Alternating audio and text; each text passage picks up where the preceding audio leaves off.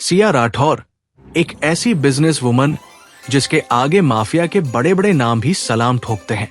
वो अंडरवर्ल्ड की मैडम कहलाती है। उसकी शादी होती है आरव खन्ना से, जो एक साधारण प्यार करने वाला पति लगता है। सिया को लगता है कि उसने एक नॉर्मल जिंदगी चुन ली है, लेकिन जब सिया के सबसे बड़े दुश्मन एक एक करके रहस्यमय तरीके से मरने लगते हैं, तो पुलिस को सबूत मिलते हैं कि इन सब के पीछे वही साधारण पति थे, जो असल में दूसरे देश का सबसे डेंजरस कॉन्ट्रैक्ट किलर था। अब सवाल यह है, क्या मैडम को अपने ही घर में छुपे इस शेर का पता चल पाएगा? और जब चलेगा पति पत्नी के बीच गोलियों का खेल, तो कौन जीतेगा?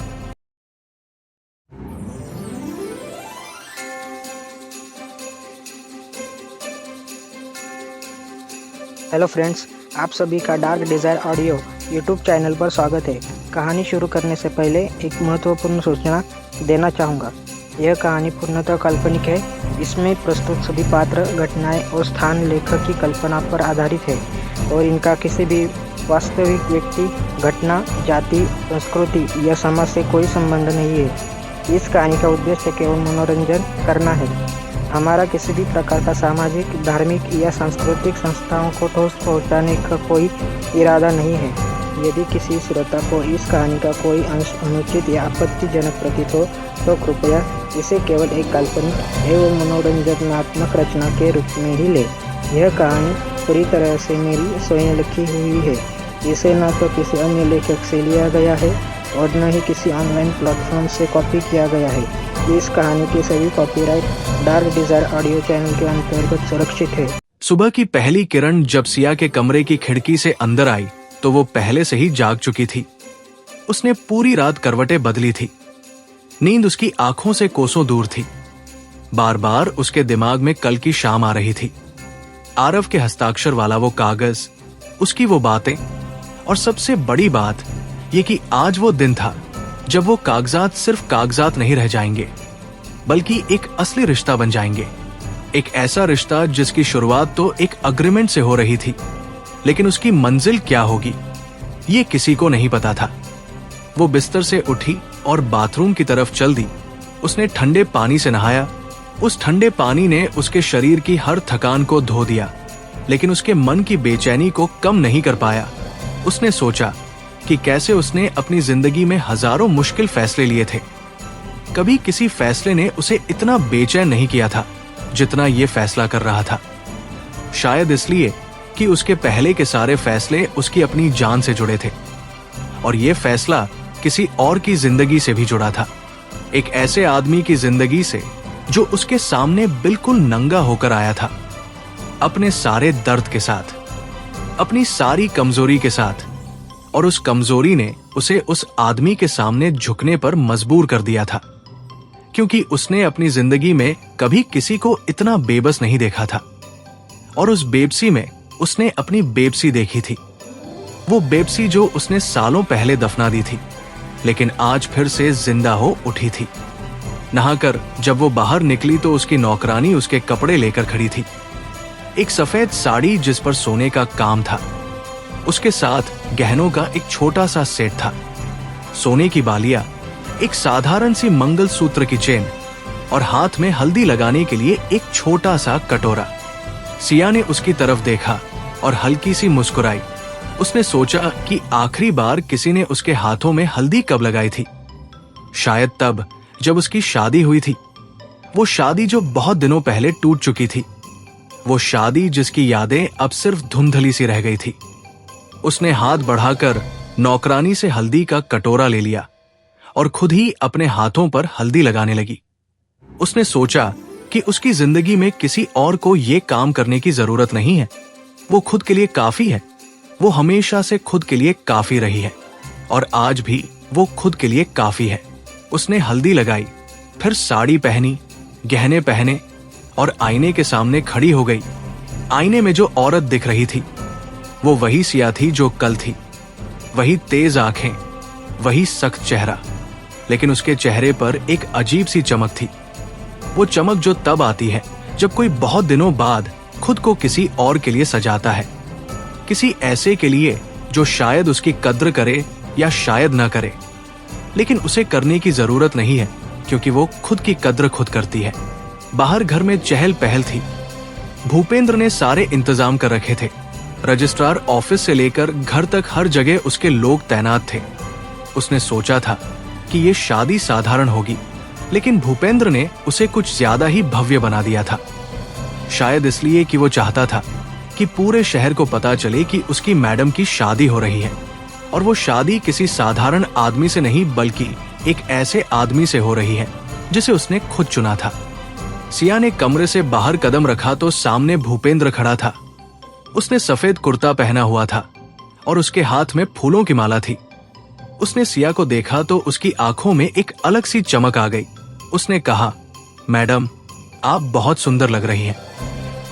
ये शब्द भूपेंद्र के मुंह से सुनकर सिया को हल्की सी हंसी आ गई। उसने कहा, तुम आज बहुत शराफत से बात कर रहे हो। भूपेंद्र, ये तुम्हारी आदत नहीं है। भूपेंद्र ने हल्की सी मुस्कान दी और कहा, आज खास दिन है मैडम, आज मैं थोड़ा शराफत से रहता हूं। सिया ने उससे फूलों की माला ले ली और उसे अपने हाथों में लटकाकर देखा। उसने सोचा कि ये माला उसके गले में नहीं बल्कि उस आदमी के गले में पड़ने वाली है जो आज उसका पति बनने आ रहा है। एक ऐसा आदमी जो न तो उसकी दुनिया से ताल्लुक रखता है और न ही उसकी ताकत से, बल्कि सिर्फ अपने दर्द से, अपने बदले से, और उस दर्द ने उसे इतना मजबूत बना दिया था कि वो उसके सामने खड़ा हो सका। उससे वो मांग सका जो कोई और नहीं मांग सका था। वो घर से निकली तो बाहर गाड़ी तैयार खड़ी थी।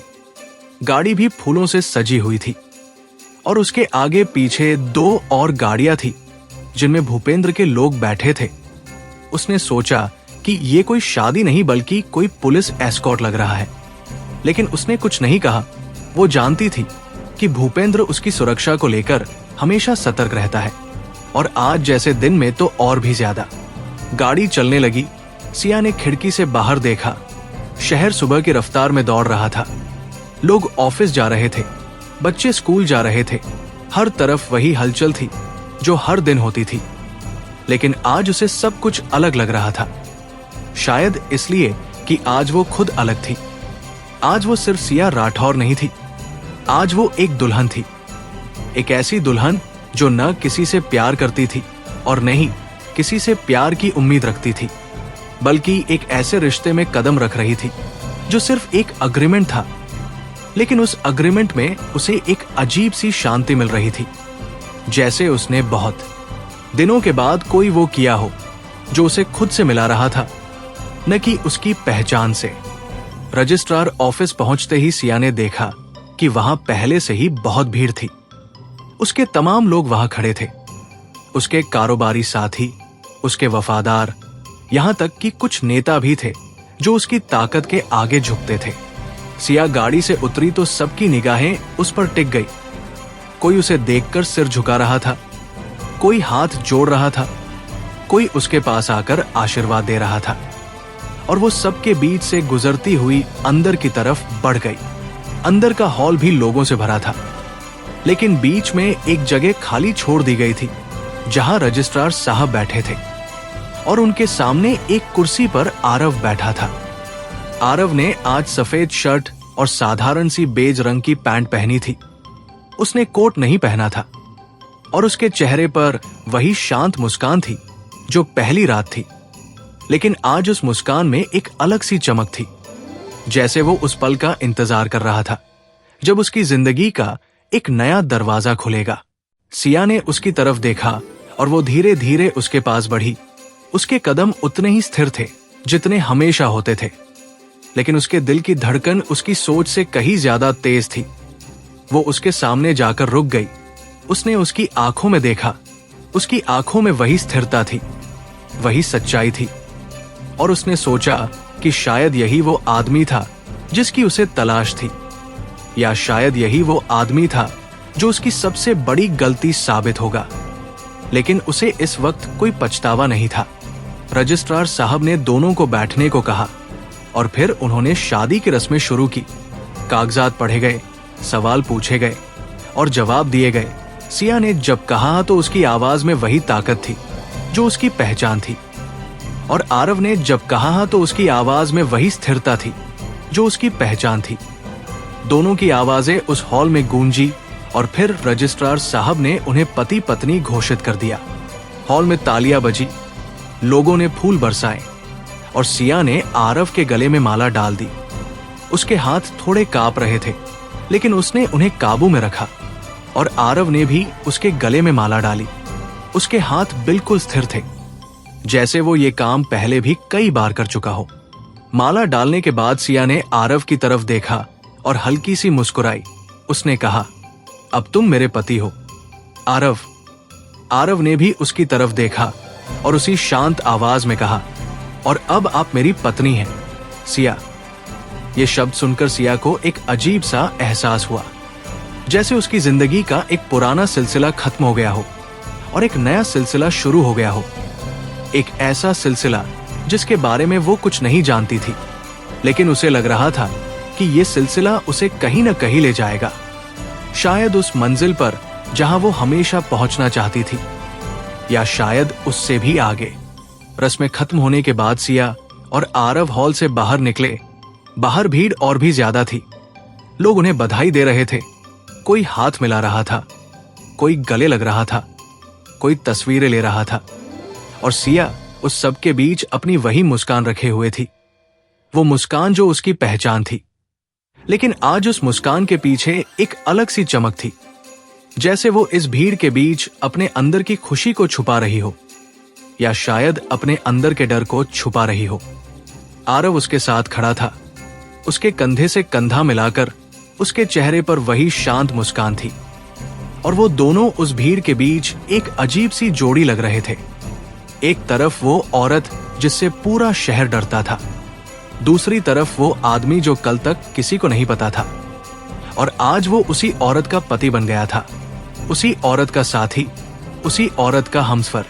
गाड़ी में बैठते ही सिया ने गहरी सांस ली। उसने आरव की तरफ देखा और कहा, बहुत बड़ा दिन था आरव, मुझे उम्मीद नहीं थी कि इतनी भीड़ होगी। आरव ने उसकी तरफ देखा और हल्की सी मुस्कान दी। मैं भी नहीं, लेकिन ये तो आपकी ताकत का कमाल है सिया। आपके एक इशारे पर ये सब लोग इकट्ठा हो गए। सिया ने उसकी तरफ देखा और उसके चेहरे पर वही मुस्कान थी जो उसने पहली रात दी थी। आज के बाद ये सब लोग तुम्हें भी उसी नजर से देखेंगे आरव। तुम अब सिर्फ आरव खन्ना नहीं रहे, तुम सिया राठौर के पति हो। आरव ने उसकी तरफ देखा और उसकी आंखों में वही स्थिरता थी। मैं इस नाम का हकदार बनूंगा सिया, मैं आपको कभी शर्मिंदा नहीं करूंगा। गाड़ी चलने लगी और सिया ने खिड़की से बाहर देखा। शहर अब पूरी रफ्तार में था, लोग अपनी जिंदगी में व्यस्त थे, और उसने सोचा कि कैसे उसकी जिंदगी पिछले कुछ दिनों में पूरी तरह से बदल गई थी। कैसे एक अजनबी ने उसके दरवाजे पर दस्तक दी और उसकी जिंदगी में एक ऐसा मोड़ ला दिया जिसकी उसने कभी कल्पना भी नहीं की थी। और आज वो उसी अजनबी की पत्नी थी, उसी के साथ एक ही गाड़ी में बैठी थी, उसी के साथ एक ही घर में रहने जा रही थी। और उसे लग रहा था कि शायद यही वो शुरुआत थी जिसकी उसे जरूरत थी। एक ऐसी शुरुआत जो सच्चाई पर खड़ी थी, न कि झूठ पर, न कि दिखावे पर, और उस सच्चाई में उसे एक अजीब सी ताकत मिल रही थी, जैसे उसने बहुत दिनों के बाद किसी पर भरोसा किया हो और उस भरोसे ने उसे खुद पर भरोसा करने की नई ताकत दे दी हो। गाड़ी जब सिया के घर के सामने पहुंची तो उसने देखा कि घर पहले से भी ज्यादा सजा हुआ था।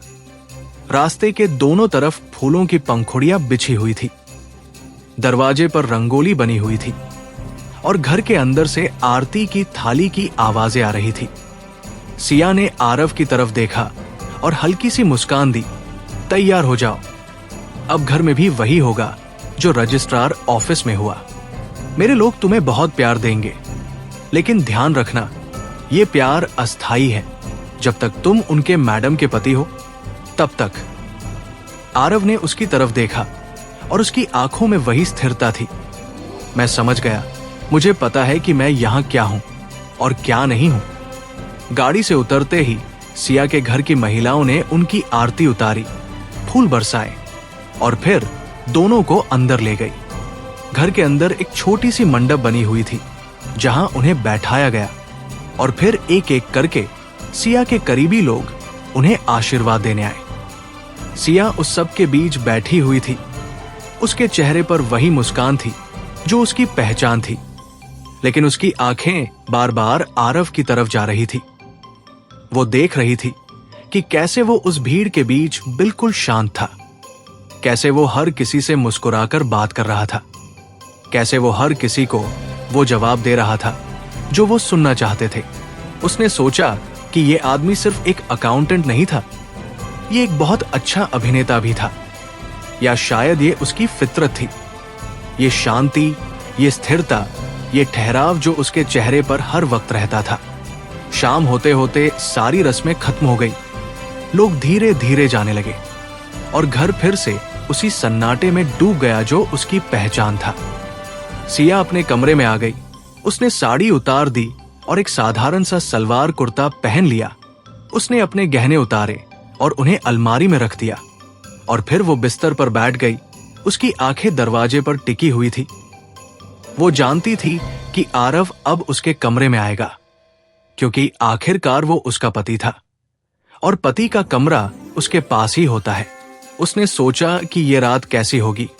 दो अजनबी जो आज सुबह तक एक दूसरे से सिर्फ एक अग्रीमेंट से बंधे थे, अब एक ही कमरे में, एक ही छत के नीचे रहेंगे। और उनके बीच न तो प्यार था, न कोई पुराना रिश्ता, बस एक वादा था। एक वादा जो सच्चाई पर खड़ा था। दरवाजे पर धीरे से दस्तक हुई। सिया ने कहा, अंदर आओ। दरवाजा खुला और आरव अंदर आया। उसने भी अपने कपड़े बदल लिए थे। उसने एक साधारण सा टी शर्ट और पैंट पहन रखा था। उसके बाल थोड़े बिखरे हुए थे और उसके चेहरे पर वही शांत मुस्कान थी। उसने सिया की तरफ देखा और फिर उसके सामने वाली कुर्सी पर बैठ गया। उसने कुछ देर चुप रहकर उसकी तरफ देखा और फिर धीरे से बोला, आज का दिन बहुत लंबा था सिया। मैंने कभी सोचा नहीं था कि इतने लोग होंगे, इतनी रस्में होंगी। सिया ने उसकी तरफ देखा और हल्की सी मुस्कुराई। ये तो सिर्फ शुरुआत है आरव। मेरी दुनिया में हर चीज बड़ी होती है, हर चीज भव्य होती है। तुम्हें इसकी आदत डालनी होगी। आरव ने सिर हिलाया। मैं कोशिश करूंगा, लेकिन मुझे डर है कि मैं कहीं आपकी उम्मीदों पर खरा न उतर सका तो। सिया ने उसकी तरफ देखा। उसकी आंखों में वही शक्ति थी, लेकिन उसके साथ एक अलग सी नरमी भी थी। तुमसे मैंने सिर्फ एक ही उम्मीद की है आरव, सच्चाई। बाकी सब तो तुम खुद ही तय करोगे कि क्या होगा और क्या नहीं। आरव ने उसकी तरफ देखा। उसकी आंखों में वही स्थिरता थी। मैं आपको कभी झूठ नहीं बोलूंगा सिया। ये मैंने आपसे वादा किया था और ये वादा मैं निभाऊंगा। सिया ने सिर हिलाया और फिर वो बिस्तर से उठकर खिड़की के पास चली गई। उसने पर्दा हटाया और बाहर देखा। रात का सन्नाटा था। शहर की रोशनियां धीरे धीरे बुझ रही थी और हर तरफ वो खामोशी थी जो सिर्फ रात में आती है। उसने बिना मुंह घुमाए कहा, आरव, मैं तुमसे कुछ पूछना चाहती हूं। पूछिए, आरव ने कहा। उसकी आवाज में वही स्थिरता थी। तुमने अपनी मां को फोन किया? सिया ने पूछा। उन्हें बताया कि तुमने शादी कर ली है? आरव ने गहरी सांस ली। हां, किया था, सुबह शादी से पहले ही। मैंने उन्हें बताया कि मैंने शादी कर ली है, लेकिन ये नहीं बताया कि किससे। वो बहुत खुश हुई। कहने लगी कि बहुत दिनों बाद अच्छी खबर सुनाई है। उन्होंने कहा कि वो जल्द ही मुझसे मिलने आएंगी और अपनी बहू को देखना चाहती है। सिया ने मुंह घुमाकर उसकी तरफ देखा। और तुम क्या करोगे जब वो आएंगी? उनसे क्या कहोगे? सच, आरव ने कहा बिना किसी झिझक के। मैं उनसे कहूंगा कि मैंने शादी कर ली है। मेरी पत्नी का नाम सिया है और वो एक बिजनेस वुमन है। बस इतना। उन्हें ये जानने की जरूरत नहीं है कि उनकी बहू इस शहर की सबसे बड़ी माफिया मलिका है। सिया ने उसकी तरफ देखा। उसके चेहरे पर हल्की सी मुस्कान थी। तुम उनसे झूठ बोल रहे हो आरव। तुमने कहा था कि तुम मुझसे कभी झूठ नहीं बोलोगे, लेकिन अपनी मां से तो झूठ बोल रहे हो। आरव ने उसकी तरफ देखा। उसकी आंखों में वही सच्चाई थी। मैं अपनी माँ को दर्द नहीं देना चाहता, सिया। उन्होंने पहले ही बहुत दुख देखा है। पहले पापा गए, फिर पूजा की वो घटना। मैं नहीं चाहता कि उन्हें ये भी पता चले कि उनका बेटा किस दुनिया में आ गया है। उनके लिए मैं वही आरव हूं जो कल था, एक साधारण सा अकाउंटेंट जिसने एक साधारण सी लड़की से शादी कर ली है। ये झूठ मैं उनके प्यार के लिए बोल रहा हूं, अपने फायदे के लिए नहीं। सिया ने उसकी बात सुनी और फिर वो खिड़की से हटकर उसके पास आ गई। वो उसके सामने बैठ गई और उसकी आंखों में देखा। तुम अपनी माँ से बहुत प्यार करते हो, है ना? हाँ, आरव ने कहा। उसकी आवाज में एक अलग सी नरमी थी। वो मेरी इकलौती संपत्ति है, सिया। पापा के जाने के बाद वो अकेली रह गई थी। उन्होंने कभी किसी से कुछ नहीं मांगा, कभी किसी के सामने हाथ नहीं फैलाया। उन्होंने मुझे अकेले पाला, पढ़ाया, और आज मैं जो कुछ भी हूं उनकी वजह से हूं। मैं उनके लिए कुछ भी कर सकता हूं। सिया ने उसकी तरफ देखा। उसकी आंखों में एक अजीब सी चमक थी। तुम बहुत अच्छे आदमी हो, आरव। तुम बदला लेना चाहते हो, लेकिन तुम्हारे अंदर प्यार भी बहुत है। ये कॉम्बिनेशन बहुत खतरनाक होता है। आरव ने हल्की सी मुस्कान दी। शायद, लेकिन मैंने ये भी सीखा है कि प्यार और बदला दोनों एक ही सिक्के के दो पहलू होते हैं। जब कोई तुमसे प्यार छीन लेता है तो बदला ही एकमात्र रास्ता बचता है। सिया ने उसकी बात सुनी और फिर वो चुप हो गई। उसने सोचा कि उसकी जिंदगी में भी कभी प्यार था, कभी वो भी किसी से प्यार करती थी, लेकिन वो प्यार भी इसी तरह छीन लिया गया था। और तब से उसने प्यार को अपनी जिंदगी से निकाल दिया था। सिर्फ ताकत बची थी, सिर्फ साम्राज्य बचा था। लेकिन आज उस आदमी के सामने बैठकर उसे लग रहा था कि शायद प्यार को वापस लाने का भी कोई रास्ता होता है। शायद वो रास्ता बदले से होकर गुजरता है, या शायद वो रास्ता उस सच्चाई से होकर गुजरता है जो इस आदमी ने उसे दिखाई थी। तुम आज कहां सोओगे? सिया ने अचानक पूछा। उसकी आवाज में हल्की सी झिझक थी, जैसे वो ये सवाल पूछने में सहज नहीं थी। आरव ने उसकी तरफ देखा और फिर उसने कमरे के एक कोने की तरफ इशारा किया जहां एक छोटा सा सोफा रखा था। मैं वहां सो जाऊंगा, आपको कोई दिक्कत तो नहीं? सिया ने उस सोफे की तरफ देखा। वो इतना छोटा था कि उस पर लेटना भी मुश्किल था। उसने कहा, तुम वहां कैसे सोओगे? ये सोफा तो बच्चों के लिए है। आरव ने हल्की सी हंसी दी। मैं छोटे से भी काम चला लेता हूं, सिया। मैंने अपनी जिंदगी में इससे भी मुश्किल हालात देखे हैं। ये तो ठाठ है मेरे लिए। सिया ने उसकी तरफ देखा। उसके चेहरे पर वही मुस्कान थी जो उसने पहली रात दी थी। और फिर वो उठकर अपनी अलमारी के पास गई। उसने अलमारी से एक अतिरिक्त चादर और तकिया निकाला और आरव की तरफ बढ़ा दिया। ले लो, रात में ठंड लग जाएगी, और हां, अगर कुछ चाहिए तो बेझिझक मांग लेना। ये तुम्हारा भी घर है अब। आरव ने चादर और तकिया ले लिया। उसने सिया की तरफ देखा और बहुत धीरे से कहा, शुक्रिया सिया, आज के दिन के लिए, इस घर के लिए और इस मौके के लिए। मैं जानता हूं कि ये आपके लिए आसान नहीं था, एक अजनबी को अपनी जिंदगी में शामिल करना, लेकिन मैं आपको बताना चाहता हूं कि मैं इस मौके की कद्र करूंगा। सिया ने उसकी तरफ देखा और फिर वो बिस्तर पर जाकर लेट गई। उसने अपनी तरफ का लैंप जलाकर रख दिया और आरव की तरफ देखा। आरव, एक बात और। हाँ, तुमने मुझसे कहा था कि तुम मुझसे प्यार नहीं करते, सिया ने कहा। उसकी आवाज में वही शक्ति थी, लेकिन उसके पीछे एक अलग सी कोमलता थी। ये बात आज भी सच है? आरव ने उसकी तरफ देखा। उसकी आंखों में वही सच्चाई थी।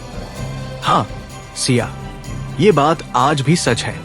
मैं आपसे प्यार नहीं करता, लेकिन मैं आपको बताना चाहता हूं कि आज शादी के बाद मुझे लग रहा है कि शायद प्यार का मतलब सिर्फ वो एहसास नहीं होता जो हम फिल्मों में देखते हैं।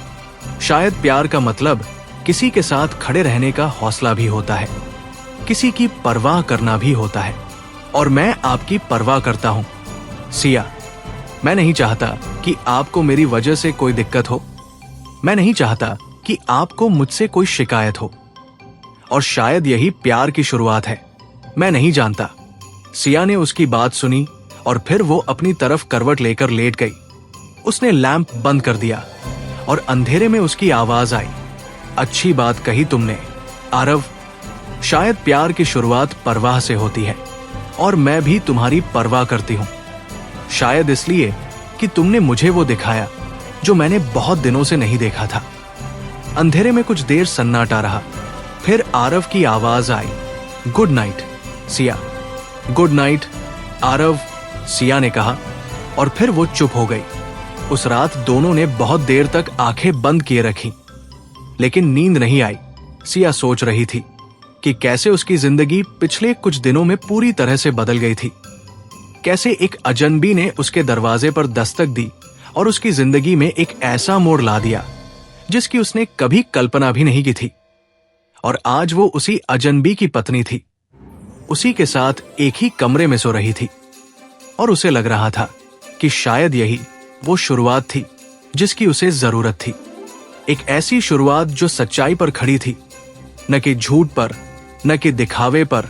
और उस सच्चाई में उसे एक अजीब सी ताकत मिल रही थी, जैसे उसने बहुत दिनों के बाद किसी पर भरोसा किया हो और उस भरोसे ने उसे खुद पर भरोसा करने की नई ताकत दे दी हो।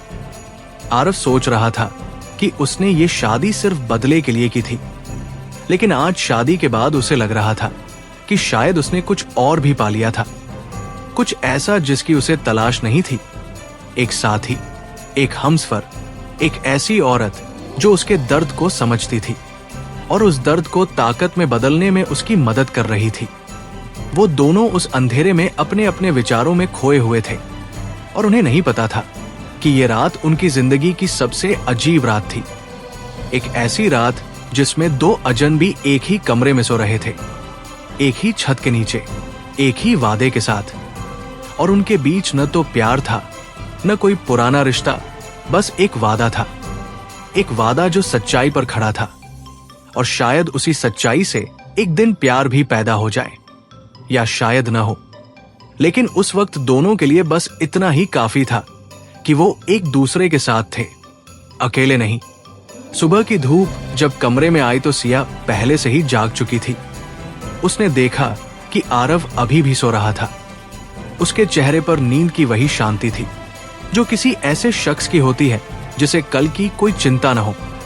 लेकिन सिया जानती थी कि उसके अंदर कितनी चिंताएं हैं, कितना दर्द है, कितनी आग है जो उसे अंदर ही अंदर जला रही थी। उसने चुपचाप बिस्तर से उठकर बाथरूम की तरफ कदम बढ़ाया।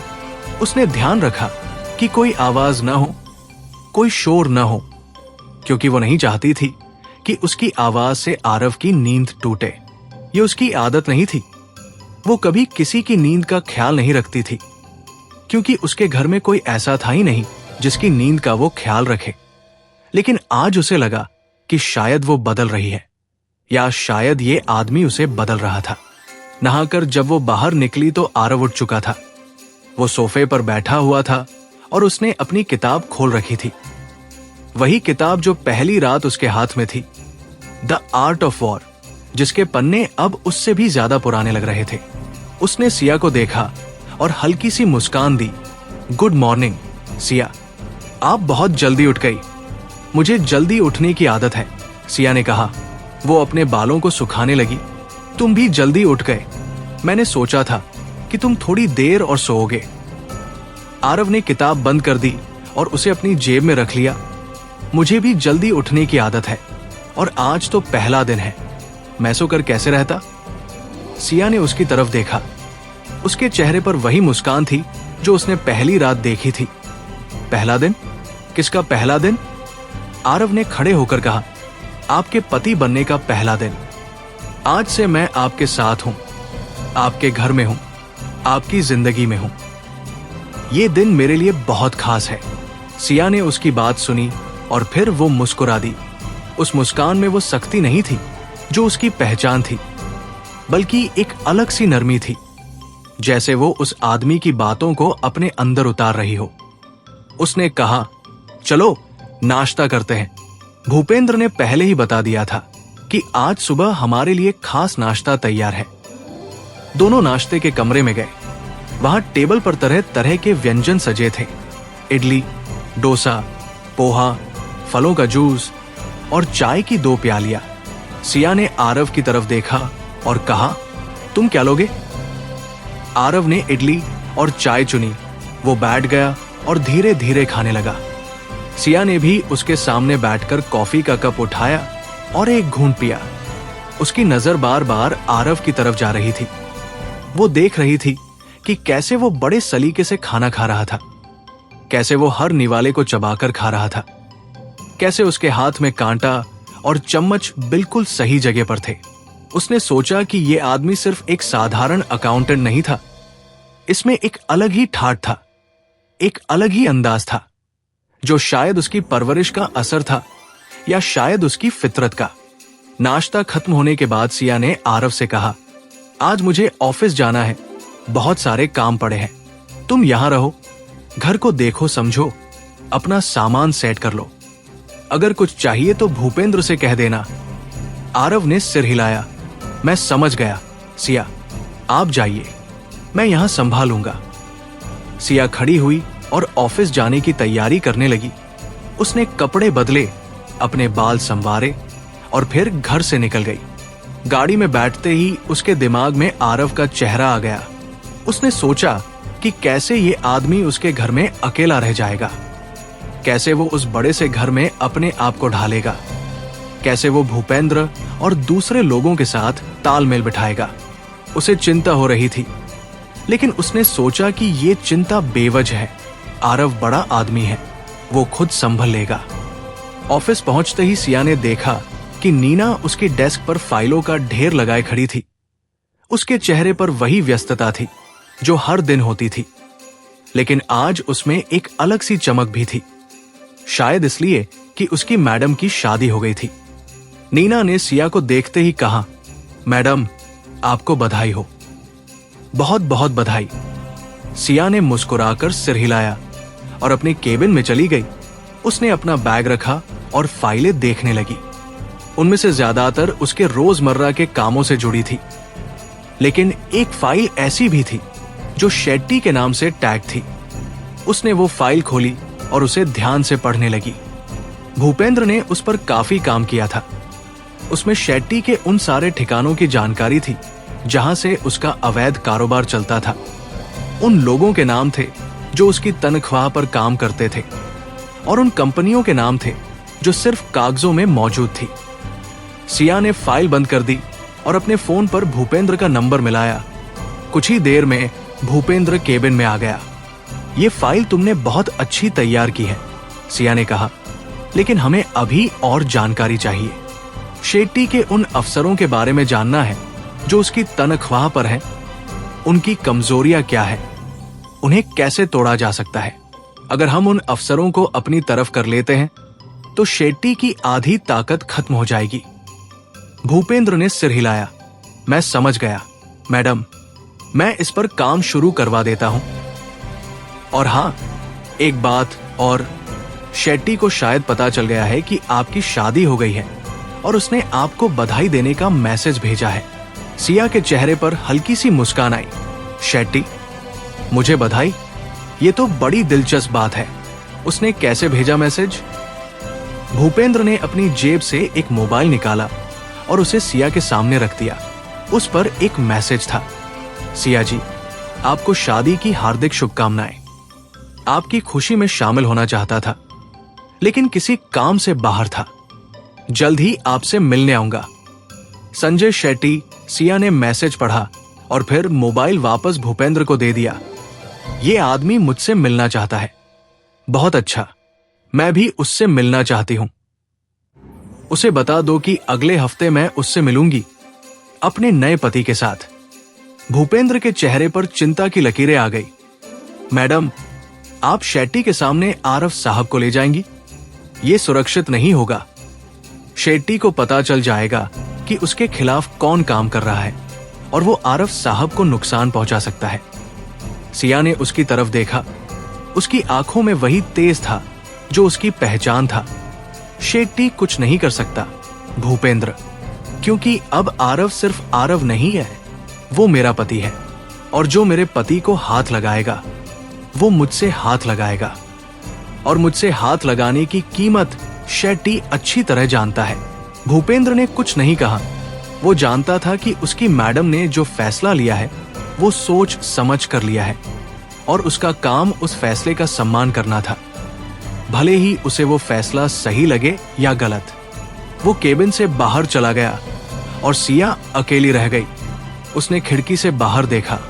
शहर दोपहर की रफ्तार में दौड़ रहा था। लोग अपनी जिंदगी में व्यस्त थे, और उसने सोचा कि कैसे उसकी जिंदगी पिछले कुछ दिनों में पूरी तरह से बदल गई थी। कैसे एक अजनबी ने उसके दरवाजे पर दस्तक दी और उसकी जिंदगी में एक ऐसा मोड़ ला दिया जिसकी उसने कभी कल्पना भी नहीं की थी। उसने सोचा कि वो शेट्टी से मिलने जाएगी, और उस मुलाकात में वो उसे ये एहसास दिलाएगी कि अब वो पहले जैसा नहीं रहा। अब उसके खिलाफ सबूत इतने मजबूत हैं कि वो चाहे जितना पैसा लगा ले बच नहीं सकता, और ये सबूत उसके पति ने जुटाए हैं। उसी आदमी ने जिसकी मंगेतर को शेट्टी के लोगों ने तबाह कर दिया था। शाम होते होते सिया ऑफिस से निकल गई। घर पहुंची तो उसने देखा कि आरव घर के बाहर बैठा हुआ था। उसके हाथ में वही किताब थी और उसके पास चाय की प्याली रखी थी। उसने सिया को देखा और खड़ा हो गया। आप आ गई।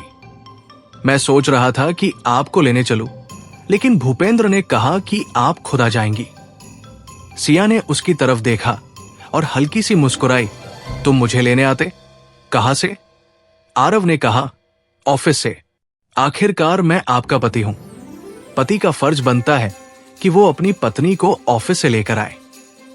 सिया ने उसकी बात सुनकर हंसी दी, वो हंसी जो उसने बहुत दिनों बाद हंसी थी। तुम बहुत अजीब आदमी हो आरव, लेकिन मुझे तुम्हारी ये बात अच्छी लगी। कल से तुम मुझे लेने आना, अगर वक्त मिले तो। वो दोनों घर के अंदर गए, शाम का खाना साथ खाया और फिर बैठकर बातें करने लगे। सिया ने आरव को शेट्टी के मैसेज के बारे में बताया और उसे बताया कि वो उससे मिलने जाएगी और वो चाहती है कि आरव भी उसके साथ चले। आरव के चेहरे पर पहली बार एक अलग सी चमक आई, जैसे उसकी आंखों में वो आग जल उठी हो जो 3 साल से दबी हुई थी। आप मुझे शेट्टी के सामने ले जाएंगी? उसे बताएंगी कि मैं आपका पति हूं? सिया ने सिर हिलाया। हां, मैं चाहती हूं कि वो जाने कि उसके खिलाफ जो सबूत है वो उसी आदमी ने जुटाए हैं जिसकी जिंदगी उसने तबाह की थी। मैं चाहती हूं कि वो तुम्हारी आंखों में देखे और तुम्हारी आंखों में वो आग देखे जो 3 साल से जल रही है। आरव ने उसकी तरफ देखा।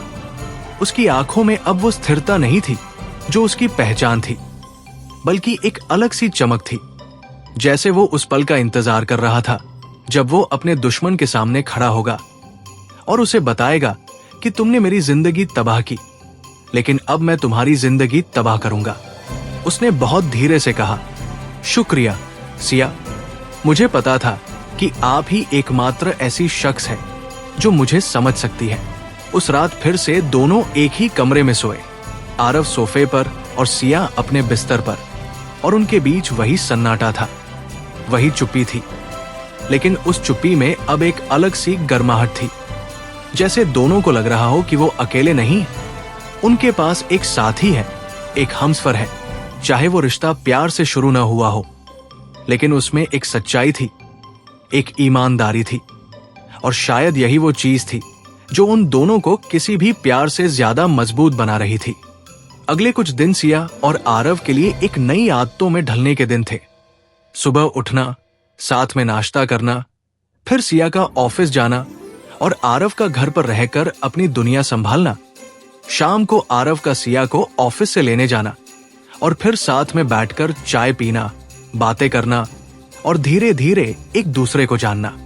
ये वो दिन थे जब दोनों ने महसूस किया कि शायद ये शादी सिर्फ एक अग्रीमेंट से ज्यादा कुछ बनने लगी है। शायद उस अग्रीमेंट में धीरे धीरे एक रिश्ते की जड़ें पनप रही थी, एक ऐसे रिश्ते की जो न तो प्यार था और न ही सिर्फ एक सौदा, बल्कि इन दोनों के बीच कुछ ऐसा था जिसका नाम रखना मुश्किल था, लेकिन जिसे महसूस करना आसान था। सिया को आरव की आदतें पता चलने लगी थी।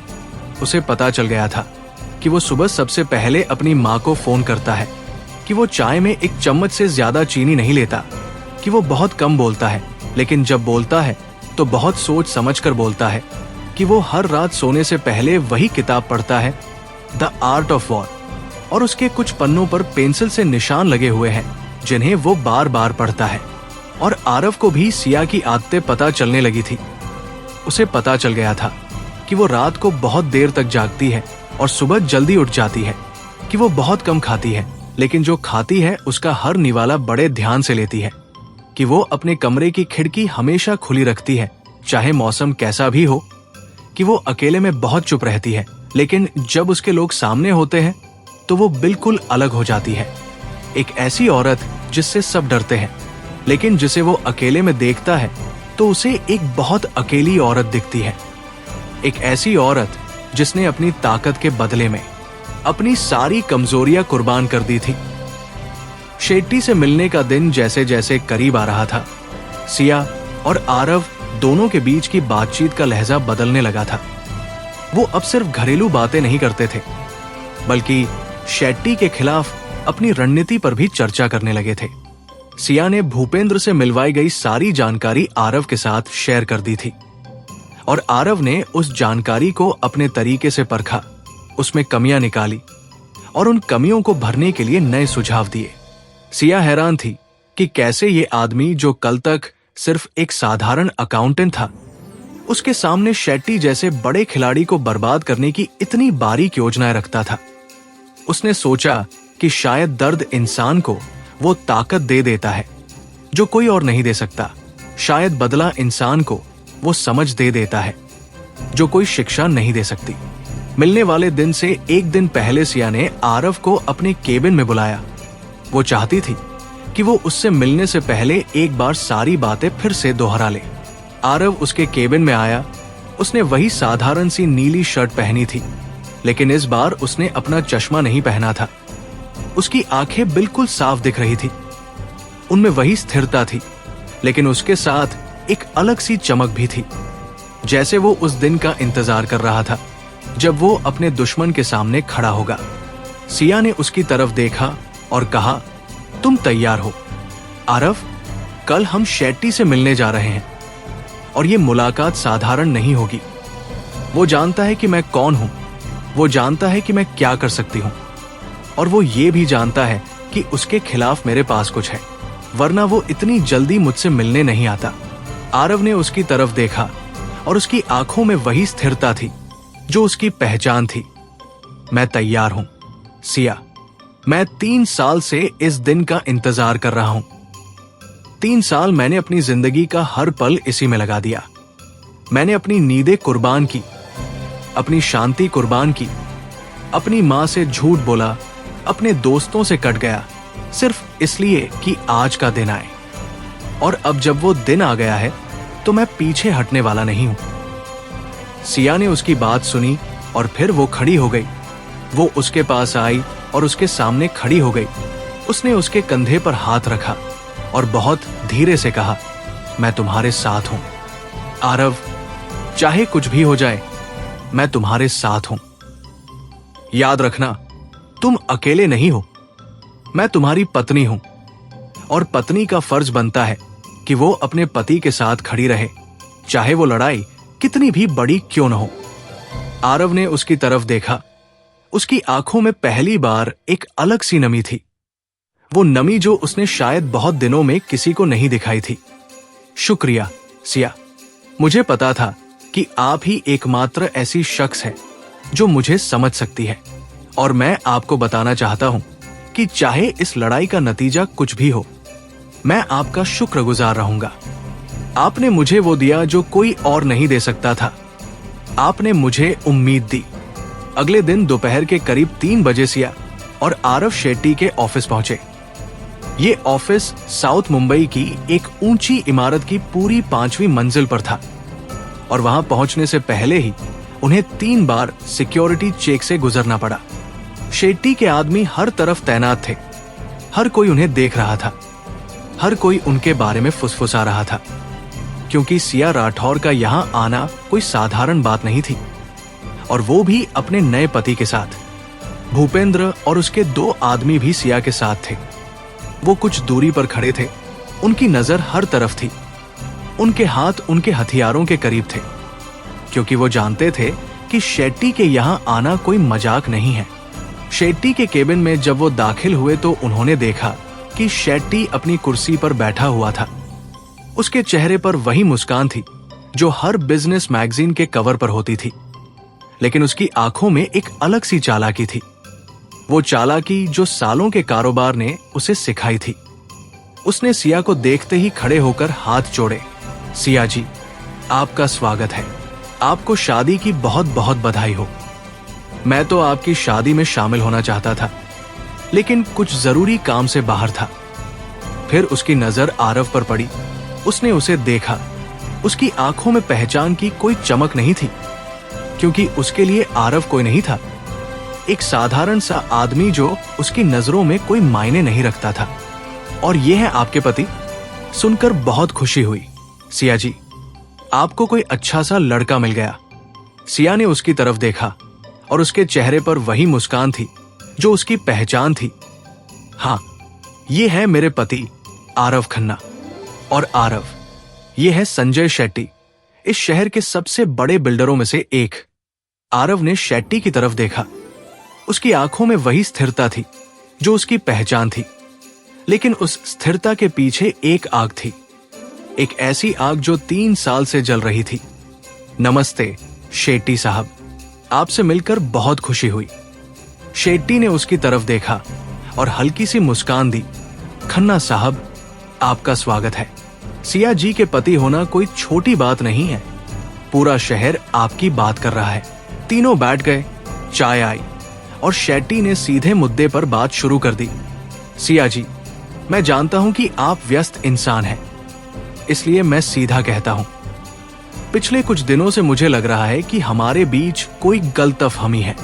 मैं जानना चाहता हूं कि आखिर बात क्या है, क्योंकि मैं नहीं चाहता कि हमारे बीच कोई दुश्मनी हो। आप इस शहर की ताकत है और मैं इस शहर का एक बिजनेसमैन हूं। हम दोनों मिलकर बहुत कुछ कर सकते हैं।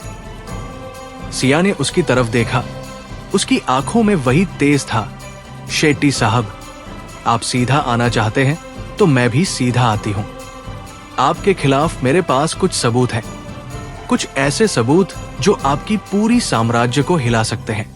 और मैं चाहती हूं कि आप जान ले कि ये सबूत सिर्फ मेरे पास नहीं है, ये उन जगहों पर भी पहुंच चुके हैं जहां से वापस नहीं आते। शेट्टी के चेहरे की मुस्कान थोड़ी सी फीकी पड़ गई, लेकिन उसने खुद को संभाल लिया। सिया जी, आप किस बारे में बात कर रही हैं?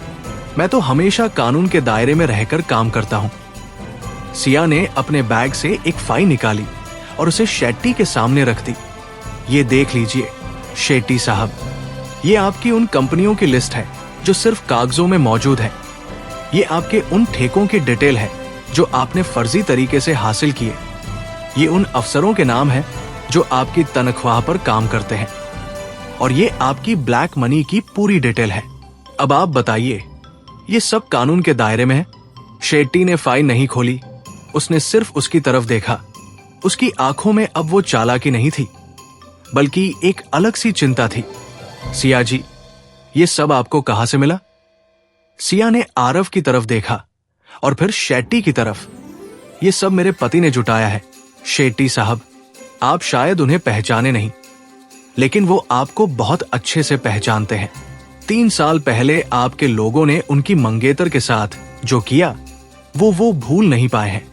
और उन्होंने 3 साल अपनी जिंदगी का हर पल सिर्फ इसलिए लगा दिया कि आज का दिन आए जब वो आपके सामने खड़े हो सके और आपको बता सके कि आपकी वजह से जो औरत मर गई उसकी मौत का बदला वो लेकर रहेगा। शेट्टी की नजर अब आरव पर टिक गई। उसने उसे ध्यान से देखा। उसकी आंखों में अब पहचान की एक झलक थी। शायद उसे याद आ रहा था कि 3 साल पहले कोई मामला था, कोई लड़की थी, कोई केस था, लेकिन उसने उसे दबवा दिया था, क्योंकि उसके लिए वो सिर्फ एक और मामला था, एक और लड़की थी जिसकी कोई कीमत नहीं थी। उसने आरव की तरफ देखा और कहा, तुम वो आदमी हो जिसकी मंगेतर? आरव ने उसकी तरफ देखा। उसकी आंखों में वही स्थिरता थी लेकिन उसके साथ एक आग थी, एक ऐसी आग जो अब और नहीं दब सकती थी। हाँ, शेट्टी साहब, मैं वही आदमी हूं जिसकी मंगेतर को आपके लोगों ने तबाह कर दिया, जिसकी मंगेतर ने खुद को जला लिया क्योंकि उसके खिलाफ ही केस दर्ज कर दिया गया, जिसकी मंगेतर की मौत की खबर तक कहीं नहीं छपी क्योंकि आपने अपने पैसे लगा दिए। मैं वही आदमी हूं, शेट्टी साहब, और मैं आपको बताने आया हूं कि अब आपकी बारी है। शेट्टी ने उसकी तरफ देखा। उसके चेहरे पर अब वो मुस्कान नहीं थी, बल्कि एक अजीब सी बेचैनी थी। देखो, मैं नहीं जानता था कि वो तुम्हारी मंगेतर थी। वो तो कुछ लड़कों ने, मैंने उन्हें सजा दिलवाई, उन्हें नौकरी से निकाल दिया। आरव ने उसकी बात काटते हुए कहा, बंद कीजिए शेट्टी साहब, मैं आपके झूठ नहीं सुनना चाहता। मैं 3 साल से आपके हर झूठ को जानता हूं, आपके हर करतूत को जानता हूं। आपने किसी को सजा नहीं दिलवाई, आपने उन लड़कों को अपनी दूसरी ब्रांच में शिफ्ट कर दिया और उन्हें बोनस भी दिया। मेरे पास इसके भी सबूत है। आप मुझसे झूठ बोल सकते हैं, लेकिन अपने सबूतों से नहीं बोल सकते। शेट्टी चुप हो गया। उसने सिया की तरफ देखा। सिया जी, आप चाहती क्या है? पैसा? मैं जितना चाहे उतना दे सकता हूं। रिश्ते? मैं आपको हर जगह अपना साथ दे सकता हूं।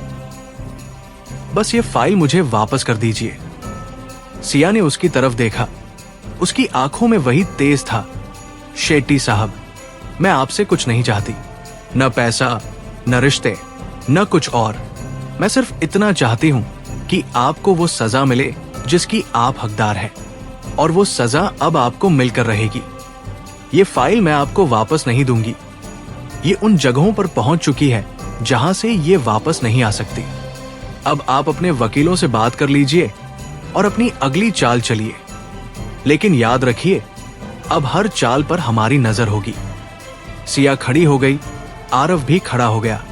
दोनों ने शेट्टी की तरफ देखा और फिर केबिन से बाहर निकल गए। बाहर आकर सिया ने आरव की तरफ देखा। उसके चेहरे पर पहली बार एक अलग सी संतुष्टि थी, जैसे उसने कोई बहुत बड़ा काम कर दिया हो। तुमने बहुत अच्छा किया आरव, तुमने उसके सामने वो कहा जो तुम 3 साल से कहना चाहते थे। आरव ने उसकी तरफ देखा। उसकी आंखों में अब वो आग थोड़ी शांत हो गई थी, लेकिन उसकी जगह एक अजीब सी शून्यता आ गई थी, जैसे उसने जो करना था वो कर दिया और अब उसे नहीं पता था कि आगे क्या करना है। शुक्रिया सिया, आपके बिना मैं ये नहीं कर पाता।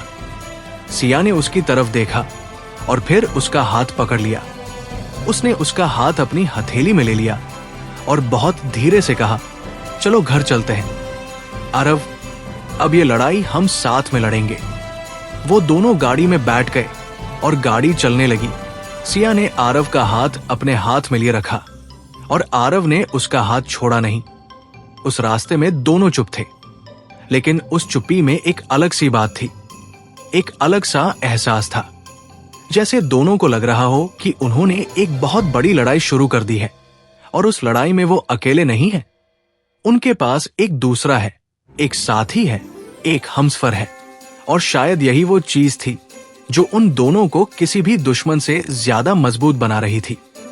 शेट्टी के ऑफिस से निकलने के बाद गाड़ी में बैठते ही सिया ने देखा कि आरव के हाथ कांप रहे थे। वो कांपना उसके लिए नया था, क्योंकि उसने आरव को हमेशा स्थिर देखा था, हमेशा शांत देखा था, लेकिन आज उसके हाथों का कांपना बता रहा था कि उसके अंदर जो आग 3 साल से दबी हुई थी वो आज बाहर आ गई थी। और उस आग के बाहर आने के बाद अब उसके अंदर एक अजीब सी खालीपन आ गया था। एक ऐसा खालीपन जो किसी भी इंसान को तब घेर लेता है जब वो सालों से जिस पल का इंतजार कर रहा होता है वो पल आ जाता है और फिर उसे पता नहीं होता कि अब आगे क्या करना है। सिया ने उसका हाथ अपने हाथों में ले लिया। उसने उसकी उंगलियों को दबाया, उसकी हथेली की गर्माहट को महसूस किया और फिर बहुत धीरे से कहा, आरव, तुम ठीक हो? आरव ने उसकी तरफ देखा। उसकी आंखों में वही स्थिरता थी, लेकिन उसके साथ एक अजीब सी थकान भी थी, जैसे उसने कोई बहुत भारी बोझ अपने कंधों से उतार दिया हो। मैं ठीक हूं सिया, बस थोड़ा खालीपन सा लग रहा है। 3 साल से मैं इस पल का इंतजार कर रहा था और अब जब ये पल आ गया है तो मुझे लग रहा है कि मैंने जो किया वो सही किया या गलत, मुझे नहीं पता। सिया ने उसकी तरफ देखा। उसकी आंखों में वही तेज था जो उसकी पहचान था। तुमने सही किया आरव, तुमने वो किया जो तुम्हें करना चाहिए था। तुमने उस आदमी को उसके चेहरे पर सच बोल दिया। तुमने उसे बता दिया कि उसकी वजह से एक बेगुनाह औरत मर गई और अब उसकी बारी है। ये कोई छोटी बात नहीं है, ये बहुत बड़ी बात है। आरव ने गहरी सांस ली और फिर उसने सिया की तरफ देखा। उसकी आंखों में अब वो खालीपन थोड़ा कम हो गया था। उसकी जगह एक अलग सी शांति आ गई थी, जैसे उसने कोई बहुत पुराना कर्ज उतार दिया हो। शुक्रिया सिया, आपके बिना मैं ये नहीं कर पाता। आपने मुझे वो ताकत दी जो मुझ में नहीं थी। सिया ने उसका हाथ अपने हाथ से नहीं छोड़ा। वो उसे पकड़े रही, जैसे वो उसे बता रही हो कि वो अकेला नहीं है, कि अब उसके पास एक साथी है, एक हमसफर है और उस साथी का हाथ हमेशा उसके हाथ में होगा, चाहे कुछ भी हो जाए। गाड़ी जब घर पहुंची तो सिया और आरव दोनों अंदर चले गए।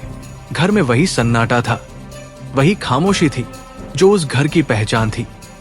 लेकिन आज उस सन्नाटे में एक अलग सी गर्माहट थी, जैसे दोनों को लग रहा हो कि ये घर अब सिर्फ सिया का घर नहीं रहा, ये अब दोनों का घर था।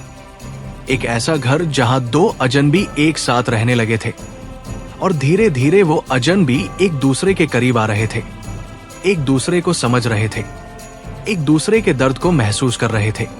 सिया ने आरव से कहा कि वो आराम कर ले और वो खुद रसोई में चली गई।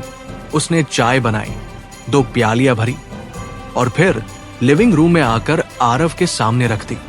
आरव ने चाय की प्याली उठाई, उसने एक घूंट पिया और फिर सिया की तरफ देखा। सिया, मैं आपसे एक बात पूछना चाहता हूं। सिया ने उसकी तरफ देखा। उसके चेहरे पर वही मुस्कान थी जो उसने पहली रात दी थी। पूछो। आरव ने चाय की प्याली टेबल पर रख दी और फिर सिया की आंखों में देखा। आपने मेरी मदद क्यों की? मैं आपके लिए कोई नहीं था, एक अजनबी था जो आपके दरवाजे पर आया और कुछ कागजात दिखाकर आपसे शादी का प्रस्ताव रख दिया। आपको मुझसे कुछ हासिल नहीं हो रहा, आपको कोई फायदा नहीं हो रहा, फिर भी आपने मेरी मदद की, मेरे साथ खड़ी हुई, मुझे वो ताकत दी जो मुझ में नहीं थी। मैं समझना चाहता हूं कि आखिर ऐसा क्यों? सिया ने उसकी तरफ देखा। उसकी आंखों में वही तेज था, लेकिन उसके साथ एक अलग सी नरमी भी थी जो शायद सिर्फ उसी के लिए थी। मैं तुम्हें एक कहानी सुनाती हूं। आरव, जब मैं बहुत छोटी थी, मैंने अपने पिता से पूछा था कि ताकत क्या होती है। उन्होंने कहा था कि ताकत वो नहीं है जो तुम दूसरों से छीन लो, ताकत वो है जो तुम दूसरों को दे सको।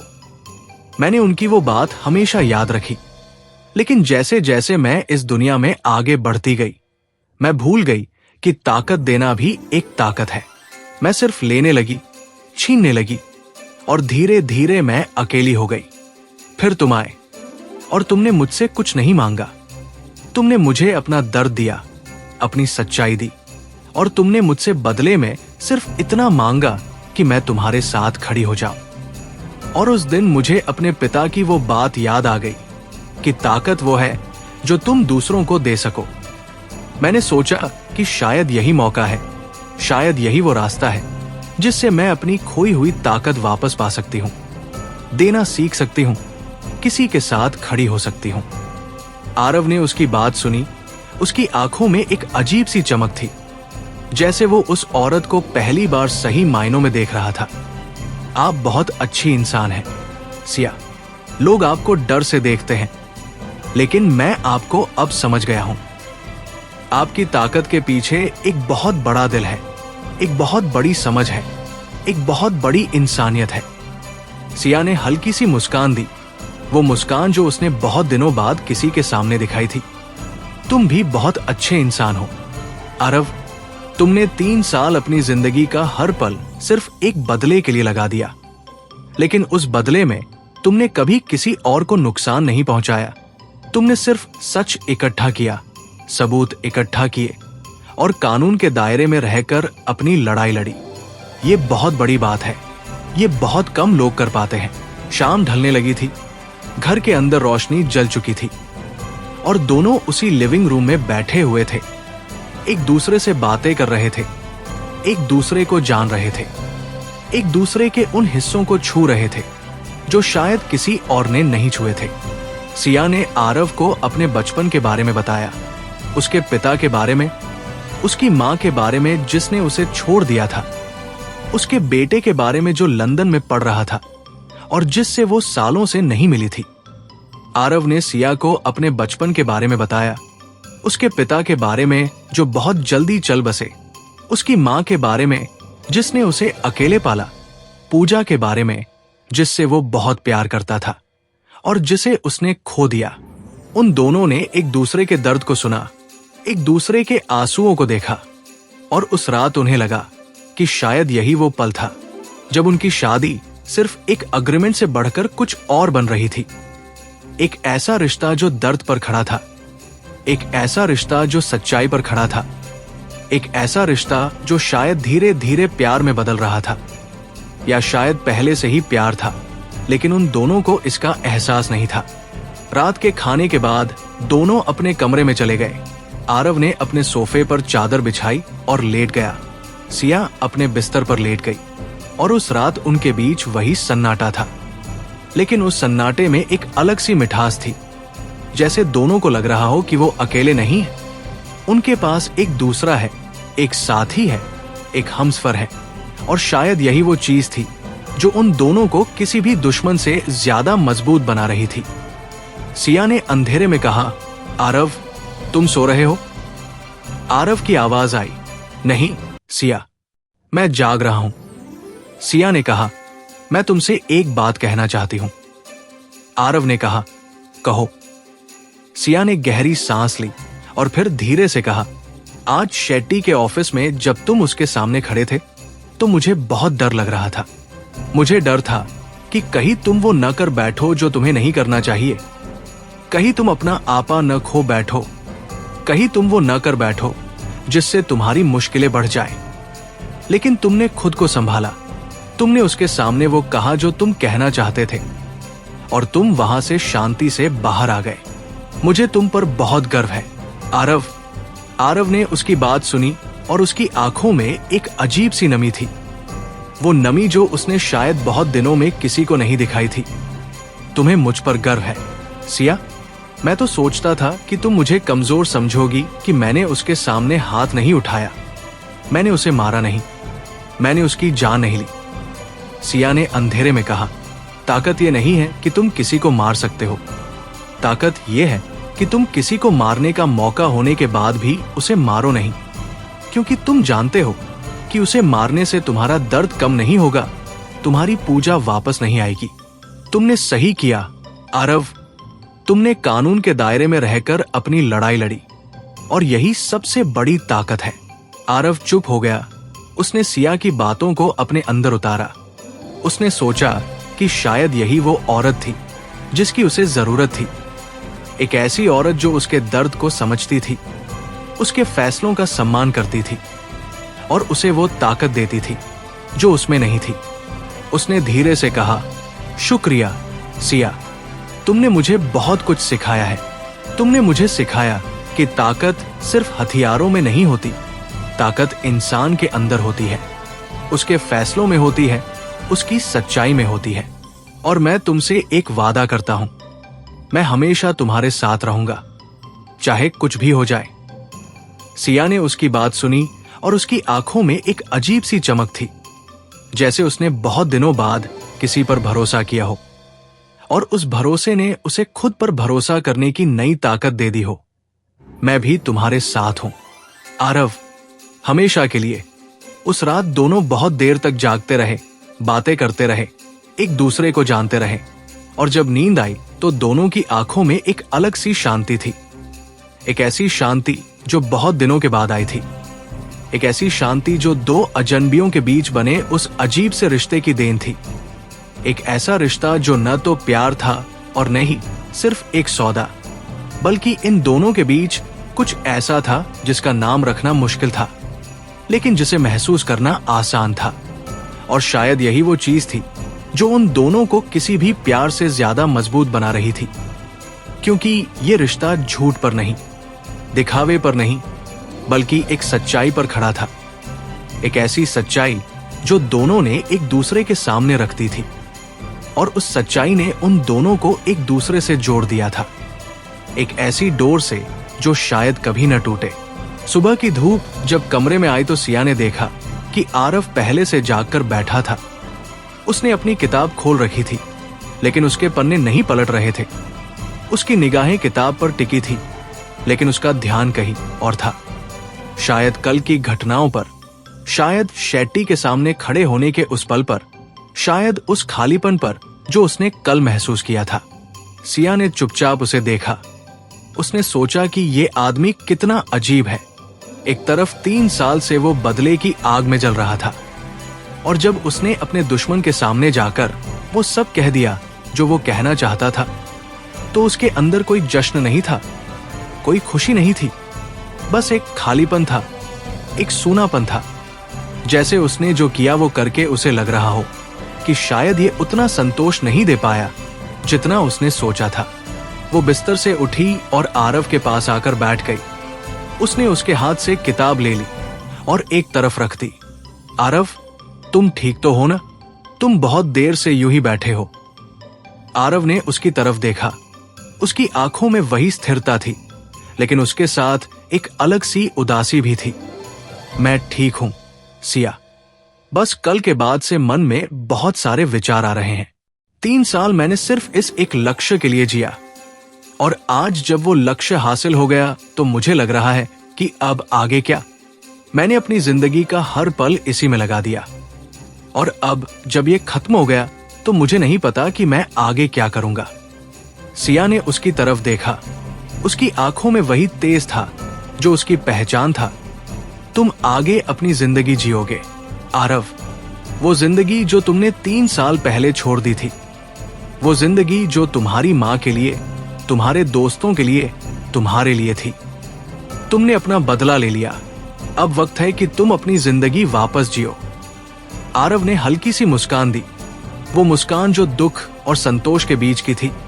जिंदगी वापस जीना, मुझे नहीं पता कि वो कैसे करते हैं सिया। 3 साल से मैं सिर्फ एक चीज जानता हूं, बदला। अब बदला खत्म हो गया तो मैं भूल गया हूं कि सामान्य जिंदगी कैसे जीते हैं। सिया ने उसका हाथ अपने हाथ में ले लिया। उसने उसकी उंगलियों को दबाया और बहुत धीरे से कहा, मैं सिखा दूंगी आरव, हम साथ में सीखेंगे। मैं भी बहुत दिनों से सामान्य जिंदगी नहीं जी रही हूं। शायद मुझे भी किसी की जरूरत है जो मुझे सिखाए कि सामान्य कैसे जिया जाता है। हम दोनों मिलकर सीखेंगे, एक दूसरे को सिखाएंगे। आरव ने उसकी तरफ देखा। उसकी आंखों में एक अजीब सी चमक थी, जैसे उसे पहली बार कोई उम्मीद दिख रही हो। तुम सच में सोचती हो कि हम सामान्य जिंदगी जी सकते हैं? तुम इस शहर की मैडम हो, मैं एक साधारण अकाउंटेंट हूं। हम दोनों की दुनिया अलग है, हमारी जिंदगी अलग है। सिया ने उसकी तरफ देखा और उसके चेहरे पर वही मुस्कान थी जो उसने पहली रात दी थी। हमारी दुनिया अलग है आरव, ये सच है, लेकिन हम दोनों के अंदर एक बात एक जैसी है। हम दोनों अकेले हैं। हम दोनों को किसी का सहारा चाहिए। हम दोनों को कोई ऐसा चाहिए जो हमारे साथ खड़ा हो, और अब हम एक दूसरे के साथ हैं। ये हमारी सबसे बड़ी ताकत है। सिया ने आरव को नाश्ते के लिए बुलाया। दोनों नाश्ते के कमरे में गए। वहां भूपेंद्र पहले से ही खड़ा था। उसके हाथ में एक फाइल थी और उसके चेहरे पर वही चिंता थी जो हर दिन होती थी, लेकिन आज उस चिंता में एक अलग सी गंभीरता भी थी। उसने सिया को देखते ही कहा, मैडम, शेट्टी ने रात भर में काफी हलचल मचाई है। उसने अपने सारे वकीलों को बुला लिया है। उसके लोग शहर के हर कोने में सक्रिय हो गए हैं, और सबसे बड़ी बात यह है कि उसने आपके खिलाफ कुछ लोगों को लगाना शुरू कर दिया है। मुझे सूचना मिली है कि उसने आपके कुछ कारोबारी साझेदारों से संपर्क किया है। उन्हें आपके खिलाफ भड़काने की कोशिश कर रहा है। सिया ने भूपेंद्र की तरफ देखा। उसके चेहरे पर कोई भाव नहीं था, जैसे उसे पहले से ही पता था कि शेट्टी ऐसा करेगा। ये तो होना ही था। भूपेंद्र, शेट्टी कोई छोटा खिलाड़ी नहीं है, वो चुपचाप बैठने वाला नहीं है, लेकिन हम भी उससे कम नहीं हैं।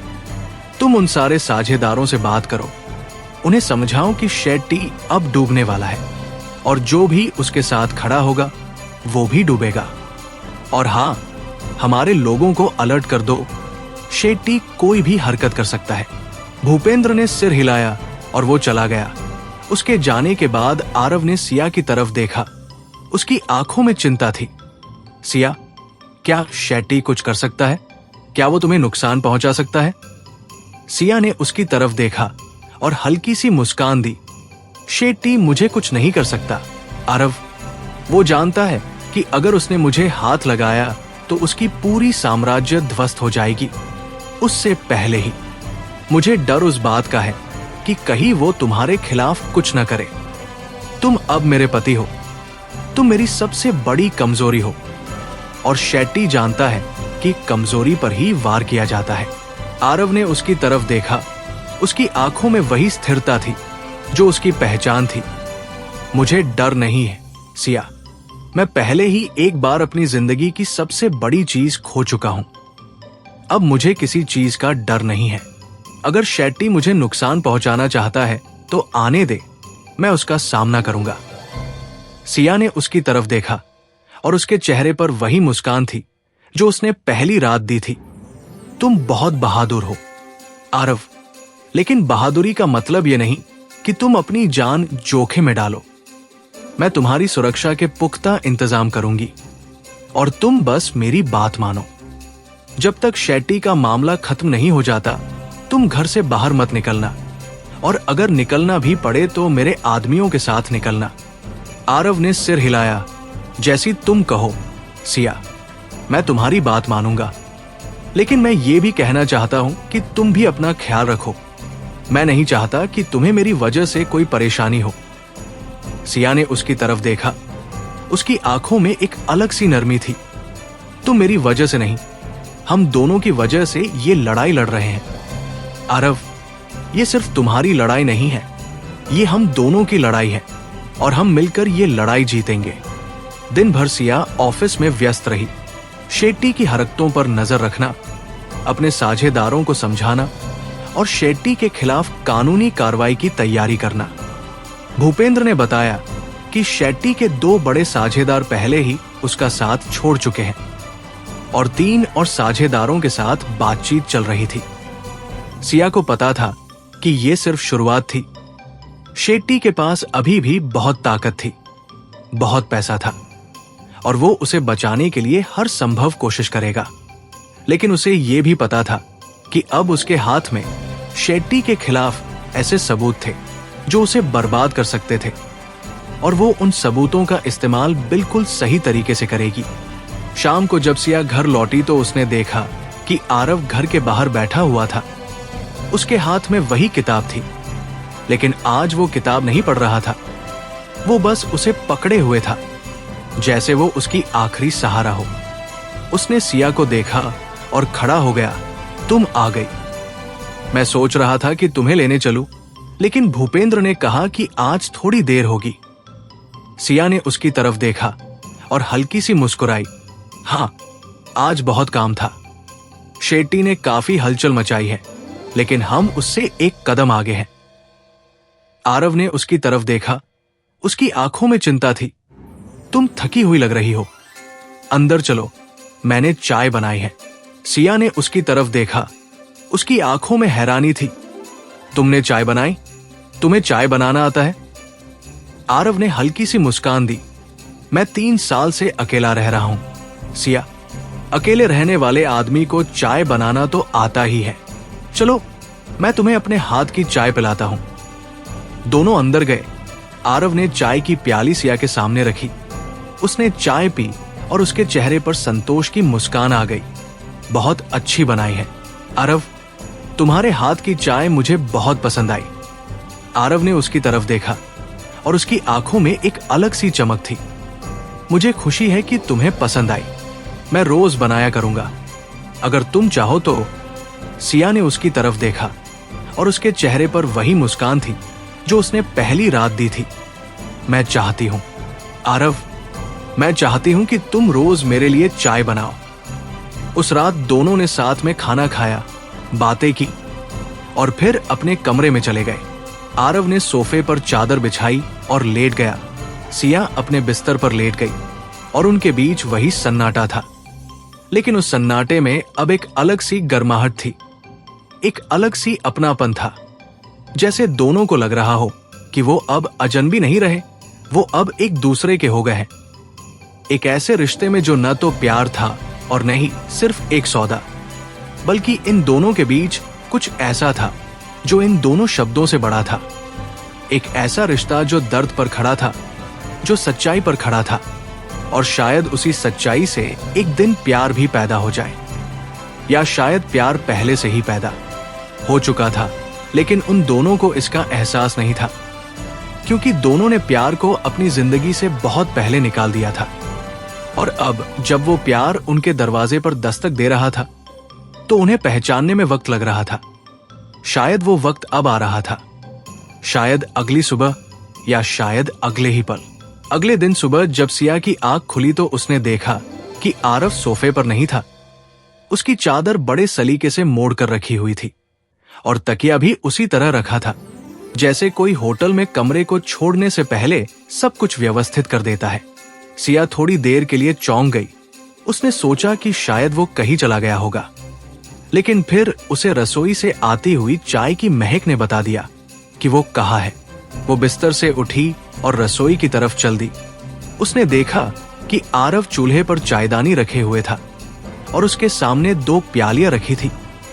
उसने सिया को देखा और हल्की सी मुस्कान दी।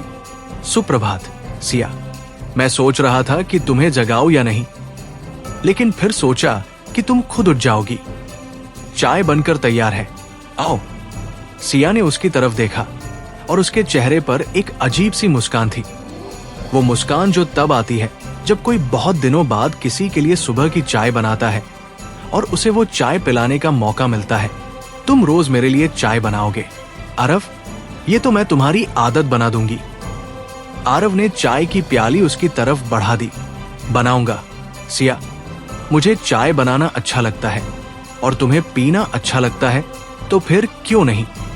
दोनों ने साथ में चाय पी, नाश्ता किया और फिर सिया ऑफिस जाने के लिए तैयार होने लगी। लेकिन आज उसने देखा कि आरव भी अपने कपड़े बदल रहा था। उसने वही साधारण सी नीली शर्ट पहनी थी जो पहली रात पहनी थी और उसके हाथ में वही किताब थी जो उसकी पहचान बन चुकी थी। सिया ने उसकी तरफ देखा और पूछा, तुम कहाँ जा रहे हो आरव? मैंने कहा था न कि जब तक शेट्टी का मामला खत्म नहीं हो जाता तुम घर से बाहर मत निकलना। आरव ने उसकी तरफ देखा और उसकी आंखों में वही स्थिरता थी। मैं तुम्हारे साथ ऑफिस चल रहा हूं सिया, मैं अब सिर्फ घर पर बैठकर किताबें नहीं पढ़ सकता, मुझे भी कुछ करना है। शेट्टी के खिलाफ जो कानूनी कागजात तैयार हो रहे हैं, मैं उन्हें देखना चाहता हूं, मैं उनमें मदद करना चाहता हूं। मैं अकाउंटेंट हूं, नंबरों को समझता हूं, कागजात को पढ़ सकता हूं। मुझे लगता है कि मैं तुम्हारी मदद कर सकता हूं। सिया ने उसकी तरफ देखा। उसके चेहरे पर थोड़ी देर के लिए संकोच था, लेकिन फिर उसने सिर हिला दिया। ठीक है, चलो, लेकिन मेरी एक शर्त है, तुम मेरे केबिन में ही रहोगे, कहीं और नहीं जाओगे। और अगर मैं कहूं कि अब घर चलो तो तुरंत चलने को तैयार रहोगे। आरव ने सिर हिलाया। मैं तुम्हारी हर शर्त मानूंगा सिया, बस मुझे ये मौका दे दो कि मैं भी कुछ कर सकूं, सिर्फ देखता न रहूं। सिया ने उसकी तरफ देखा और फिर दोनों घर से निकल गए। भूपेंद्र ने जब देखा कि आरव भी सिया के साथ ऑफिस जा रहा है तो उसके चेहरे पर थोड़ी चिंता थी, लेकिन उसने कुछ नहीं कहा। वो जानता था कि उसकी मैडम ने जो फैसला लिया है उसमें उसका कहना बेकार है। ऑफिस पहुंचते ही सिया ने आरव को अपने केबिन में बैठा दिया और उसे शेट्टी के खिलाफ तैयार हो रहे कानूनी कागजात दे दिए। आरव ने उन कागजात को ध्यान से देखना शुरू किया। उसकी आंखें तेजी से पन्नों पर घूम रही थी, उसकी उंगलियां कागजात को पलट रही थी। और कभी कभी वो रुककर किसी नंबर को, किसी तारीख को, किसी नाम को बार बार देखता था। सिया ने उसे काम में व्यस्त देखा और वो खुद भी अपने काम में लग गई। भूपेंद्र ने उसे बताया कि शेट्टी के 2 और साझेदार उसका साथ छोड़ चुके हैं और 3 नए साझेदार उसके संपर्क में आए हैं जो शेट्टी के खिलाफ गवाही देने को तैयार है। सिया को लग रहा था कि अब शेट्टी धीरे धीरे अकेला होता जा रहा था। उसके सारे सहारे एक एक करके टूट रहे थे और अब सिर्फ समय की बात थी जब वो पूरी तरह से घिर जाएगा और उसके पास कोई रास्ता नहीं बचेगा। दोपहर के करीब 3 बजे जब सिया अपने काम में व्यस्त थी तो आरव ने उसकी तरफ देखा और कहा, सिया, मैं कुछ कहना चाहता हूं। सिया ने उसकी तरफ देखा। उसकी आवाज में वही स्थिरता थी, लेकिन उसके साथ एक अलग सी गंभीरता भी थी। क्या हुआ? आरव ने उन कागजात को सिया के सामने रख दिया और कहा, ये कागजात अच्छे हैं, लेकिन इनमें एक कमी है। शेट्टी के जो अफसर हैं, जो उसकी तनख्वाह पर काम करते हैं, इनमें उनके खिलाफ सिर्फ उनके नाम है। उनके खिलाफ कोई ठोस सबूत नहीं है। अगर हम उनके खिलाफ ठोस सबूत नहीं लगा सकते तो वो लोग शेट्टी का साथ नहीं छोड़ेंगे और जब तक वो लोग उसके साथ हैं, शेट्टी पूरी तरह से घिरा नहीं माना जाएगा। सिया ने उसकी बात सुनी और उसके चेहरे पर थोड़ी चिंता आ गई। तुम सही कह रहे हो आरव, ये कमी मैंने भी महसूस की थी, लेकिन अभी तक हम उन अफसरों के खिलाफ कोई ठोस सबूत नहीं जुटा पाए हैं। भूपेंद्र उस पर काम कर रहा है, लेकिन इसमें वक्त लगेगा। आरव ने उसकी तरफ देखा और उसकी आंखों में वही चमक थी जो उसने शेट्टी के ऑफिस में देखी थी। मैं ये काम कर सकता हूं सिया, मैं अकाउंटेंट हूं। मुझे पता है कि पैसे कहां से कहां जाते हैं, कैसे उन्हें ट्रेस किया जाता है। अगर मैं उन अफसरों के बैंक अकाउंट्स, उनकी प्रॉपर्टी, उनके लेन देन पर नजर डालूं तो मुझे यकीन है कि मुझे कुछ न कुछ जरूर मिलेगा। सिया ने उसकी तरफ देखा। उसकी आंखों में थोड़ी झिझक थी। आरव, ये कोई साधारण काम नहीं है। ये लोग बहुत शातिर हैं। अगर उन्हें पता चल गया कि कोई उनके खिलाफ सबूत जुटा रहा है तो वो तुम्हें नुकसान पहुंचा सकते हैं। आरव ने उसकी तरफ देखा और उसके चेहरे पर वही स्थिरता थी। मुझे डर नहीं है सिया, मैं 3 साल से शेट्टी के खिलाफ सबूत जुटा रहा हूं। उससे ज्यादा खतरनाक काम क्या हो सकता है? मुझे बस एक कंप्यूटर चाहिए और कुछ दिन का वक्त। मैं तुम्हें ऐसे सबूत दूंगा कि शेट्टी के सारे अफसर एक रात में उसका साथ छोड़ दें। सिया ने उसकी तरफ देखा। उसकी आंखों में एक अलग सी चमक थी, जैसे वो उस आदमी को पहली बार सही मायनों में देख रही थी। ठीक है आरव, मैं तुम्हें ये काम देती हूं, लेकिन याद रखना, अगर कभी लगे कि खतरा है तो तुरंत रुक जाना, मुझे बता देना।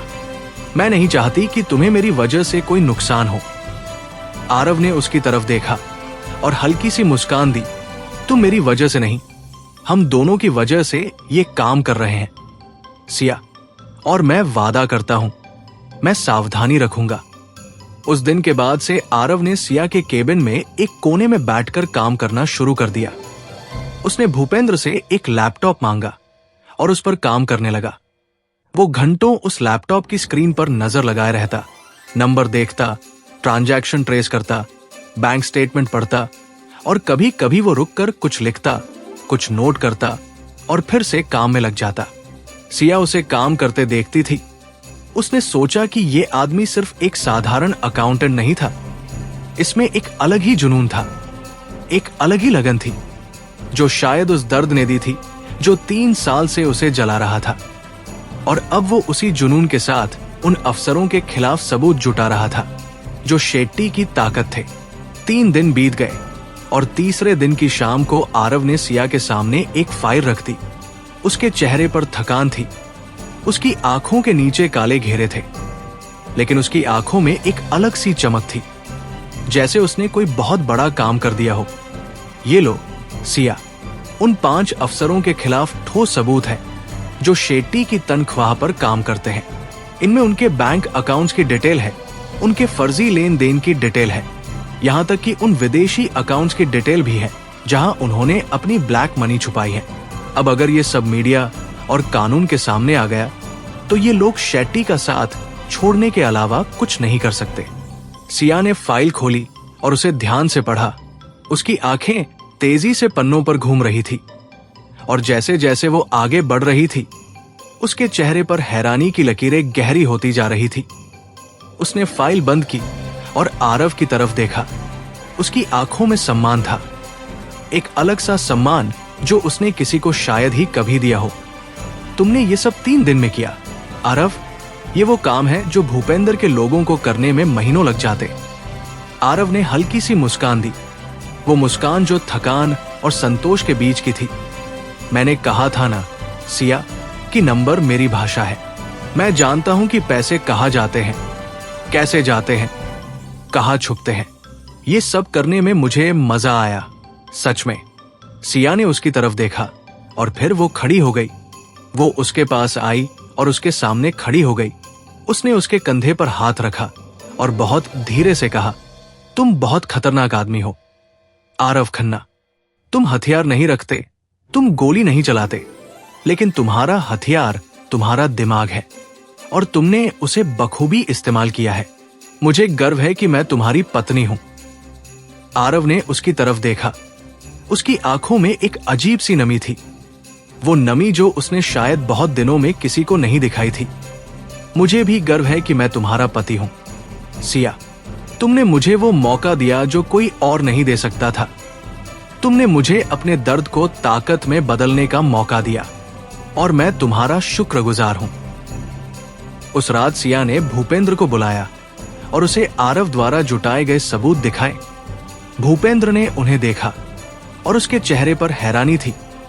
उसने आरव की तरफ देखा और पहली बार उसकी आंखों में सम्मान था। आरव साहब, आपने बहुत अच्छा काम किया है, मैं आपका शुक्रगुजार हूं। आरव ने उसकी तरफ देखा और हल्की सी मुस्कान दी। हम सब एक ही टीम है भूपेंद्र, हम सब मिलकर ये लड़ाई लड़ रहे हैं। भूपेंद्र ने सिर हिलाया और वो चला गया। अब सिया और आरव अकेले थे। उस रात दोनों ने साथ में खाना खाया और फिर अपने कमरे में चले गए। आरव ने सोफे पर चादर बिछाई और लेट गया। सिया अपने बिस्तर पर लेट गई और उनके बीच वही सन्नाटा था, लेकिन उस सन्नाटे में एक अलग सी मिठास थी, एक अलग सी गर्माहट थी। जैसे दोनों को लग रहा हो कि उन्होंने एक बहुत बड़ी लड़ाई में एक साथ मिलकर एक बहुत बड़ी जीत हासिल की है और वो जीत उन्हें और भी करीब ले आई थी। उनके बीच की उस दूरी को और भी कम कर दिया था जो शायद अब बची ही नहीं थी। अगली सुबह जब सिया उठी तो उसने देखा कि आरव सोफे पर नहीं था। उसकी चादर फिर से बड़े सलीके से मोड़ कर रखी हुई थी और तकिया भी उसी तरह रखा था जैसे हर दिन रखता था। सिया को अब ये आदत हो गई थी कि वो सुबह उठते ही रसोई की तरफ देखती थी, क्योंकि उसे पता था कि आरव वहां चाय बना रहा होगा। और आज भी वैसा ही था। रसोई से चाय की महक आ रही थी और उसके साथ कुछ और भी, शायद नाश्ते की खुशबू। वो बिस्तर से उठी और रसोई की तरफ चल दी। उसने देखा कि आरव चूल्हे पर कुछ बना रहा था। उसके सामने तवा रखा था और उस पर डोसा सेंक रहा था। उसने सिया को देखा और हल्की सी मुस्कान दी।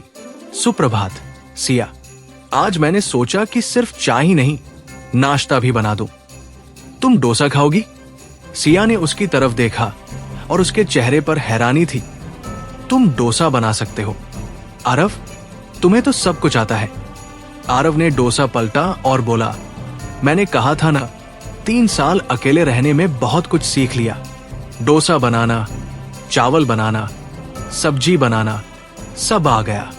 अब देखते हैं कि स्वाद कैसा बनता है। सिया ने उसके पास बैठकर उसे डोसा बनाते देखा। उसने सोचा कि कैसे ये आदमी जो कल तक सिर्फ शेट्टी के खिलाफ सबूत जुटाने में लगा था, आज उसके लिए डोसा बना रहा था। और उसके हाथों में वही सफाई थी जो कागजात पलटते वक्त होती थी, वही ध्यान था जो नंबर ट्रेस करते वक्त होता था। उसने सोचा कि ये आदमी जो कुछ भी करता है पूरे ध्यान से करता है, चाहे वो बदला हो, चाहे सबूत हो, चाहे डोसा हो। आरव ने डोसा प्लेट में रखा और उसके सामने रख दिया। साथ में नारियल की चटनी और सांभर भी था। चख कर देखो, कैसा बना है। सिया ने डोसा का एक टुकड़ा तोड़ा, चटनी में डुबोया और मुंह में रखा। उसके चेहरे पर संतोष की मुस्कान आ गई। बहुत अच्छा बना है आरव, तुम्हारे हाथ का डोसा मुझे बहुत पसंद आया। आरव ने उसकी तरफ देखा और उसकी आंखों में एक अलग सी चमक थी। मुझे खुशी है कि तुम्हें पसंद आया। मैं रोज बनाया करूंगा अगर तुम चाहो तो। सिया ने उसकी तरफ देखा और उसके चेहरे पर वही मुस्कान थी जो उसने पहली रात दी थी। मैं चाहती हूं आरव, लेकिन तुम थक जाओगे। सुबह जल्दी उठना, चाय बनाना, नाश्ता बनाना। आरव ने सिर हिलाया। थकान तो दूर हो जाती है जब तुम मेरी बनाई चाय पीती हो, मेरा बनाया खाना खाती हो। मुझे अच्छा लगता है सिया, तुम्हारे लिए कुछ करना मुझे अच्छा लगता है। सिया ने उसकी बात सुनी और उसकी आंखों में एक अजीब सी नमी थी, वो नमी जो उसने बहुत दिनों में किसी को नहीं दिखाई थी। मुझे भी अच्छा लगता है आरव, तुम्हारे साथ चाय पीना, तुम्हारे साथ नाश्ता करना, तुम्हारे साथ बातें करना। मैं भूल गई थी कि ये सब कैसा होता है, किसी के साथ सुबह की चाय पीना, किसी के लिए बनाया खाना खाना। तुमने मुझे ये सब वापस दिया आरव। आरव ने उसकी तरफ देखा। उसकी आंखों में वही स्थिरता थी, लेकिन उसके साथ एक अलग सी गर्माहट भी थी। हमने एक दूसरे को ये सब दिया सिया। तुमने मुझे वो ताकत दी जो मुझ में नहीं थी। मैंने तुम्हें वो एहसास दिया जो तुम भूल गई थी। हम एक दूसरे के लिए अच्छे हैं सिया। नाश्ता खत्म होने के बाद सिया ने भूपेंद्र को बुलाया और उसे आरव द्वारा जुटाए गए सबूतों के बारे में बताया। उसने कहा कि अब वक्त आ गया है कि ये सब सबूत मीडिया और कानून के सामने रखे जाए और शेट्टी के उन अफसरों पर दबाव बनाया जाए कि वो शेट्टी का साथ छोड़ दे। भूपेंद्र ने सिर हिलाया और वो काम पर लग गया। उसने अपने लोगों को तैयार किया, मीडिया वालों से बात की और कानूनी नोटिस तैयार करवाने शुरू कर दिए। सिया जानती थी कि अब शेट्टी के खिलाफ ये आखिरी वार होगा और अगर ये वार सही तरीके से किया गया तो शेट्टी की पूरी साम्राज्य ध्वस्त हो जाएगी। उसके सारे सहारे टूट जाएंगे और वो अकेला रह जाएगा। शाम को जब सिया और आरव घर लौटे तो उन्होंने देखा कि घर के बाहर कोई खड़ा था। वो आदमी सफेद कुर्ते में था और उसके हाथ में एक लिफाफा था। भूपेंद्र ने उसे पहचान लिया। उसने सिया से कहा कि ये शेट्टी का आदमी है। सिया ने उसकी तरफ देखा। उसके चेहरे पर वही मुस्कान थी जो उसकी पहचान थी। आने दो उसे। वो आदमी आया। उसने सिया के सामने सिर झुकाया और लिफाफा बढ़ा दिया। मैडम, शेट्टी साहब ने ये आपके लिए भेजा है। उन्होंने कहा है कि आप इसे जरूर पढ़ें। सिया ने लिफाफा ले लिया। उसने उसे खोला और उसमें रखा कागज पढ़ा। उसके चेहरे पर कोई भाव नहीं था। उसने कागज वापस लिफाफे में रख दिया और उस आदमी से कहा, जा शेट्टी से कह दे कि मैंने उसका पत्र पढ़ लिया और मेरा जवाब वही है जो कल था। उसे मेरे पास आने की जरूरत नहीं है और नहीं मुझे उससे मिलने की। अगर उसे कुछ कहना है तो अपने वकील से कहे और अपने अफसरों से कहे कि वो अपने बैंक अकाउंट्स के बारे में सोच ले। वो आदमी चला गया और सिया अंदर चली गई। आरव ने उसका पीछा किया। उसने पूछा, शेट्टी ने क्या लिखा था? सिया ने उसकी तरफ देखा और लिफाफा उसकी तरफ बढ़ा दिया। पढ़ लो। आरव ने उसे पढ़ा। उसमें लिखा था, सिया जी, मैं जानता हूं कि आप मुझे बर्बाद करना चाहती हैं, लेकिन मैं आपको बता देना चाहता हूं कि मैं आसानी से हार मानने वाला नहीं हूं। मेरे पास पैसा है, ताकत है, रिश्ते हैं। आप चाहे जितने सबूत जुटा लें, मैं आपसे लड़ूंगा। और आपके पति को बता देना कि पूजा के बारे में सोचकर वो रात को सोता होगा तो उसे ये भी सोचना चाहिए कि उसकी पत्नी कैसे सोती है। ये मेरी आखिरी चेतावनी है। आरव का चेहरा पढ़ते ही लाल हो गया। उसकी आंखों में वो आग भड़क उठी जो 3 साल से दबी हुई थी। ये हरामी मुझे धमकी दे रहा है, तुम्हें धमकी दे रहा है। सिया, अब मैं चुप नहीं बैठूंगा। सिया ने उसकी तरफ देखा। उसके चेहरे पर वही स्थिरता थी। शांत हो जाओ आरव, यही तो वो चाहता है कि तुम गुस्से में कुछ ऐसा कर दो जिससे हमारी प्लानिंग खराब हो जाए। हम उसकी इस चाल में नहीं आएंगे। हम शांत रहेंगे और अपनी प्लानिंग के मुताबिक काम करेंगे। आरव ने उसकी तरफ देखा। उसकी आंखों में अब भी आग थी। लेकिन सिया, वो तुम्हें धमकी दे रहा है। वो तुम्हारे खिलाफ कुछ कर सकता है। सिया ने उसकी तरफ देखा और उसके चेहरे पर वही मुस्कान थी जो उसने पहली रात दी थी। वो मेरे खिलाफ कुछ नहीं कर सकता आरव। मैं इस शहर की मैडम हूं और ये शहर मेरे इशारे पर चलता है। शेट्टी जितना भी बड़ा समझता है खुद को, मेरे सामने वो कुछ नहीं है। और अब जब तुम मेरे साथ हो तो हम दोनों मिलकर उसे ऐसा सबक सिखाएंगे कि वो अपनी जिंदगी की आखिरी सांस तक याद रखे। उस रात सिया ने भूपेंद्र को बुलाया और उसे शेट्टी के पत्र के बारे में बताया। उसने कहा कि अब और देरी नहीं करनी चाहिए। कल सुबह ही सारे सबूत मीडिया और कानून के सामने रख दिए जाए। भूपेंद्र ने सिर हिलाया और वो तैयारी करने लगा। सिया ने आरव से कहा कि वो आराम करे, कल का दिन बहुत महत्वपूर्ण होगा। आरव ने सिर हिलाया और वो अपने सोफे पर लेट गया, लेकिन उसकी आंखों में नींद नहीं थी। वो बार बार शेट्टी के पत्र की उन पंक्तियों को सोच रहा था। उसकी पत्नी कैसे सोती है, ये शब्द उसके दिमाग में घूम रहे थे। उसने सोचा कि वो कैसे सिया की सुरक्षा सुनिश्चित करे, कैसे उसे किसी भी खतरे से बचाए। उसने सोचा कि 3 साल पहले वो पूजा को नहीं बचा सका था, लेकिन अब वो सिया को बचाएगा, चाहे कुछ भी करना पड़े। सिया ने अंधेरे में उसकी बेचैनी महसूस की। उसने धीरे से कहा, आरव, तुम सो नहीं रहे हो?